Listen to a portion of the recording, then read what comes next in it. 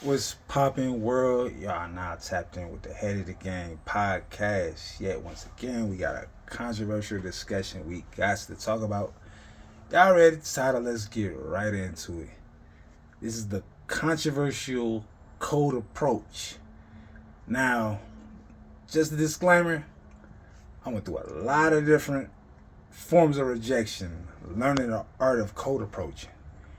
And I know in the manosphere, people be talking about, oh, self improvement, don't chase after women, look for choosing signals and all that kind of stuff.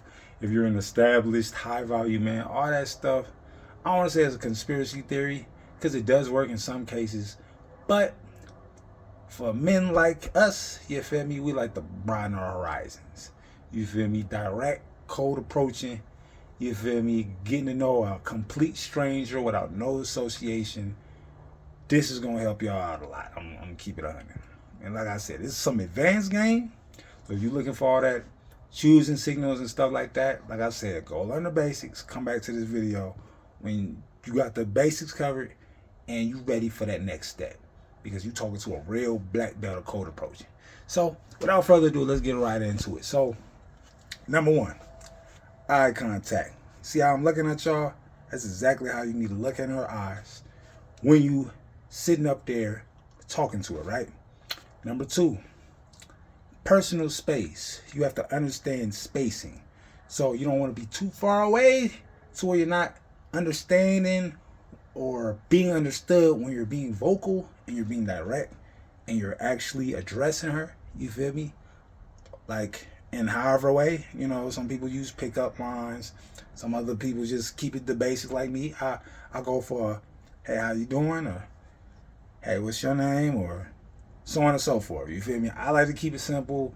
All the, practical jokes and stuff like that and the pickup lines, they work. You feel me? It's just not my taste. Number three is really big. Vocal.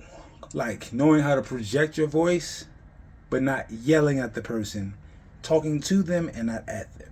But then at the same time, and you don't have to fake the bass in your voice and talk all deep like this, like you're a dang Batman or you're a superhero or something like that. You ain't got to do all that, right? You just have to, and it's something, honestly, if you're not good at it, because I wasn't a natural person at cold approaching, I don't think anybody just wakes up unless you just arrogant or cocky or you got some level of confidence to where you just feel like you just got it like that. But others that had to build the confidence, you feel me? Repetition, rehearsal, going in the mirror, looking at your facial expressions, you feel me? Your body language, how to command a room or a situation or how to command that respect. You have to have a very masculine presence, you feel me? I know it's all about masculine frame and stuff like that, which plays a part into it, but it's not. It is a part of masculinity. I'm not going to sit up there in front, but it's a little bit more complex than that. Honestly, it's about understanding your nature because everything ain't going to work with everybody. You got to kind of pick and choose what are your abilities and what are your limitations, so on and so forth, and make the most of it, right? If you're talking to a group of women, right? And you're code approaching, say you're outnumbered, because I'm going to keep it 100. When I'll be stepping out, I'll be going into social events and stuff like that, I go dolo for the most part. Now, do have a wingman from time to time, but for the last, I can say few or a couple years, no wingman, just me. Now, this is as high as game can get.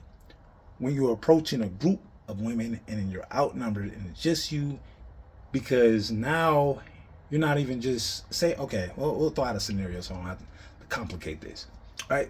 So say if you're in a social setting, say you're out and about and you're maybe not in the club scene, but you're somewhere in the nightlife, right? Maybe like a tourist attraction or whatever, right? And you see a group of women, and out of this group of women, you see she's just it. She's the one, but she's in a group of women, and you feel like it's overwhelming to be placing yourself on the spot like that, right?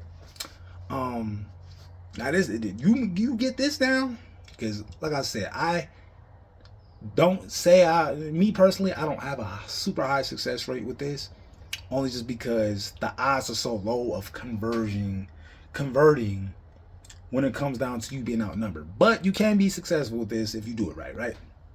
Or at least have a chance of succeeding. So instead of talking to the woman directly, the one that you want to send a little misdirection, right? And this is all psychology.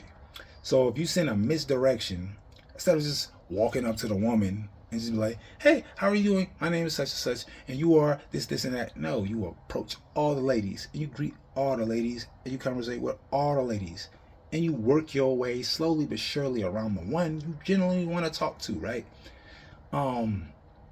Reason why I say that is because you're not just talking to the woman, even though that's your intention. You're talking to the group, and the group operates as a committee. If you know females, certain females will turn down a potential good guy only just because if they're having a girls' night out or whatever, they're not gonna sit up there, break the girl code, because the girl code is stronger than the guy code. Let's keep it 100. Just for her selfish benefit, even though if it might play for her long term, right? And I'm just generally speaking. I'm not just, but for the most part, that's how females they click up like that, right? So you're going against, it's kind of like a council, you got to convince the consensus of them all getting your vote and an approval for you to be able to talk to the girl that you're really trying to talk to, right? Let me see how much time I got. I got about 4 minutes to explain this one story. I'm gonna give y'all an example, right? So out at this nightclub, it's a group of 3 females, right? All 3 of them attractive. It's light skin, brown skin, white girl, right? I'll walk up to the white girl, no, the light skin girl, my bad. And the club going, I'll start dancing with her, right? So she giving me a dance, and her homegirls go over to the bar to get a drink, right? Kind of give us some time. Like, okay, she's gonna give them a dance for a couple of songs. We'll come back, and maybe the guy's already gone. They come back. I'm still there. She's really attracted to me. Whatever. So she's feeling a little guilty because she's sitting up there saying like, oh, well, is it okay? And they're like, oh, well, yeah, he's attractive. This, and that. We don't mind this, and that, right? So the guys around the vicinity gets the green light or the indication like, okay, well, bro, which we don't know, has gotten one of them, then that means the other 2 might be going as well, right? And one by one, each guy's getting turned down, turned away, whatever, right? And this happens for about a good 30 to 45 minutes. And then eventually, because I'm not going to say they weren't open to, entertaining other dudes, but I just feel like nobody really met the requirements or the quality that maybe I brought, right? So, long story short, she's dancing on me, but then they decide to dance on her. So it's like 3 girls, I'm in the back, I'm dancing, I'm doing my thing, whoop. And pretty much, the white girl, she ends up getting a call by her, a little booty call and all that. So she ends up leaving. And pretty much I'm just hanging out with the dark-skinned chick and the light-skinned girl, right? End up getting a number, whatever, so on and so forth. But the point of this story is that, yeah, maybe I did dance with her initially, and it's not like the first example I used where I just talked to all of them. But the part of the story I wanted to pick out was that when they came back, the girl that was dancing on me had to get their approval, because if they would have made a case that, hey, we don't really want him around, as much as she was been attracted to me, she would have departed from me, right? So, as I say, all that to say is called approaching, right? So let's have a review before I end this video, right? So eye contact, spacing, not too close, not too far, knowing how to project your voice with confidence, having great body language, right?